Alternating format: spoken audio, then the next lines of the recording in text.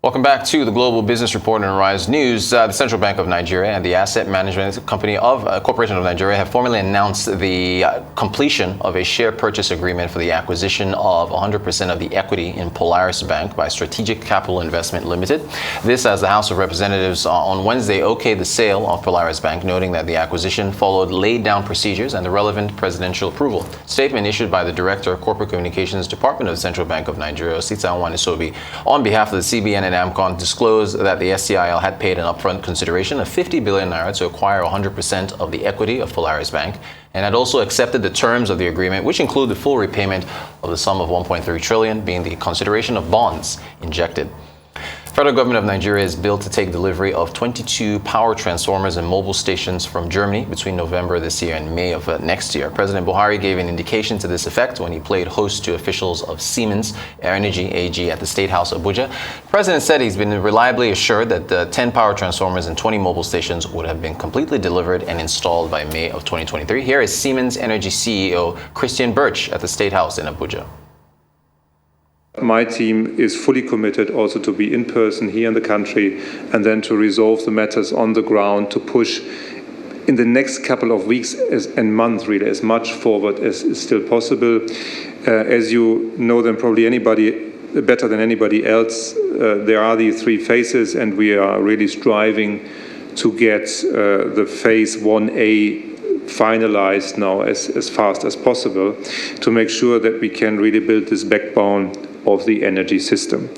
All right, here's a quote from an excerpt from the State House press statement from quoting the president. That's from Femi Adesina here. It says, a plan to deliver capacity improvements of 2,000 megawatts in the transmission distribution preference is the firm focus of the Presidential Power Initiative Phase 1. Now, here's a tweet from the president back in 2019, where July 2019, the president said his challenge to Siemens is to work to achieve the target of 7,000 megawatts of reliable power supply by 2021 and 11,000 megawatts by 2023 in phases 1 and 2.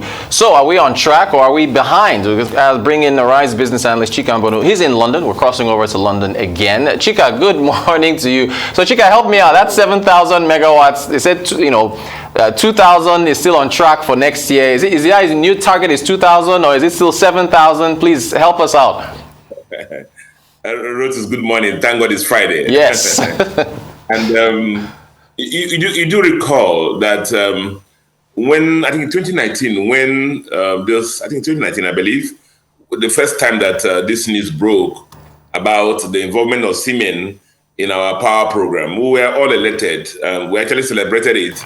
And I personally commended the government then because they moved away from using all these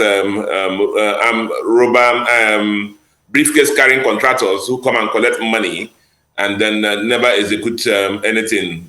Basically, that's why our refineries are, after several turnaround maintenance, are still in the doldrums. But they went for the best, which was Siemens, and we'll be wondering when the government will do that. So we commended that. You do recall the PPI, the Presidential Power Initiative, as it relates to Siemens, had three phases. The first phase was to move the power at the last mile, basically at the distribution segment, to 7,000 megawatts. I'll explain that in a minute. And then the next second phase was to move it to 30 megawatts, 23 megawatts, and then the third phase is finally when everything is going very well. But the assumption then was that we are now pushing out 5,000 megawatts. And so the first phase of moving to 7,000 megawatts was an incremental 2,000 megawatts. That's where the 2,000 megawatts came up, Rotus. It is a movement from the 5,000 that we are now, or we presume to be now, to 7,000 megawatts. Basically, the first phase was going to involve a lot of low-hanging fruits and just crossing a lot of T's and dotting and I's, sorting out a lot of issues that had to do with some substations and transformers. That's why you heard the president talking about transformers coming in and making sure that the distribution segment, all the limiting factors, on the distribution segment are all sorted out, and such that at the last mile, at the homes, the power system, the power value chain, will be able to push through 7,000 megawatts. And, better late than never. We would have been happier if this came in at the earlier part of the administration. A lot of us even have given up hope. I remember I've asked questions on this program and said, we're not hearing again about the Siemens deal. And you do recall also that our former chief of staff to the president lost his life through COVID. It was on this power deal when he went on a trip to Germany and he got a COVID at the early onset of COVID. So this is a very major plank, a legacy. I believe that the president is in a hurry to make sure that we achieve. Where we are now, we're supposed to have been there since 2021. But as I said, better late than never. And we're hoping that this issue is resolved. As we know, power is the number one problem of everything in touching Nigeria, whether it's the manufacturing sector, whether it's the educational sector, whether it's even security, whether it's quality of lifestyle, hospitality, anywhere it go to, power is a major issue in our country. And then look at the last time we had diesel prices moved up. So if we get power right in this country, a lot of about up to 40% of the challenges we have will in the manufacturing sector will be resolved. Thank you so much, Chika. I want to get your thoughts on the sale of Polaris Bank. Again, when things like this happen, we always attack central bank, attack NDIC, attack AMCON. When they have a success like this, we also try to commend them.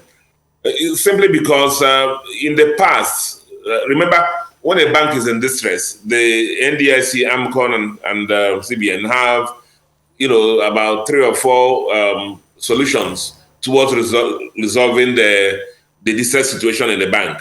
The extreme is to liquidate the bank. But if you do that, what happens is that the depositors lose their funds. And that's why the central bank came up with this bridge bank solution.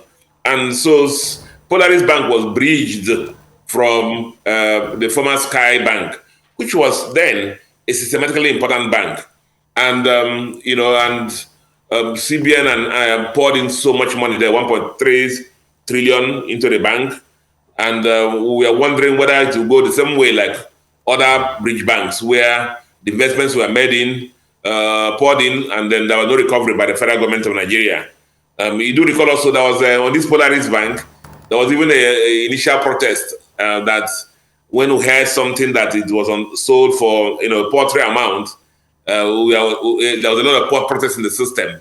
But now we're happy that the CBN has come out now to announce the winners, these strategic capital investments, and that won the bid, and 50 billion naira purchase consideration. In addition to that, the 1.3 trillion that the central bank put into the bank to resuscitate the bank, these core investors are going to take over that loan and pay it back, which is a better deal than some other project banks that the central bank and the NDIC and AMCON have handled. So this is a very good deal. But even before I step out from there, if you don't train your daughter very well, as in our own side of the country, you will not have a lot of beautiful suitors. So when you have a lot of good beautiful suitors, you must also commend the parents. So those who are looking after the bank over this period, we will commend them, because we know what some other people who were transition management in some other bridge banks did to those banks. They literally, slaughtered the banks, and nothing was left. So for this one, they turned around the bank, returned it to profitability, stabilized the bank, even moved it on the value chain into digital banking. You see their advert on our network regularly, and I think we'll commend the management, the existing management, and hope that these new core investors will come in and take the bank to the next level. Fantastic. Chika, you have the best analogies with the parents grooming your daughter and suitors. Thank you so much for joining us. Arise Business Analyst Chika Mbonu. We appreciate your insights as always on our headlines.